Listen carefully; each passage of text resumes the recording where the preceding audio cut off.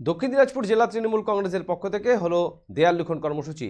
দক্ষিণ দিনাজপুর জেলার বালুরঘাট শহরে দেয়াল লিখন করল জেলা তৃণমূল কংগ্রেসের লক্ষ্য আগামী 10ই মার্চ সাধারণ সম্পাদক অভিষেক ব্যানার্জি ও মুখ্যমন্ত্রী মমতা বন্দ্যোপাধ্যায়ের ডাকে ব্রিগেড চলো কর্মসূচি রয়েছে তৃণমূলের। আর এই ব্রিগেড সভাকে সাফল্যমণ্ডিত করবার বার্তা দিয়েই এই দিনের এই দেওয়াল লিখন বলে জানান তৃণমূলের নেতারা।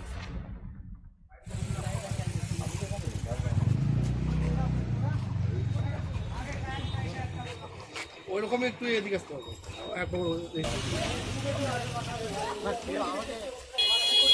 কেমন দিকে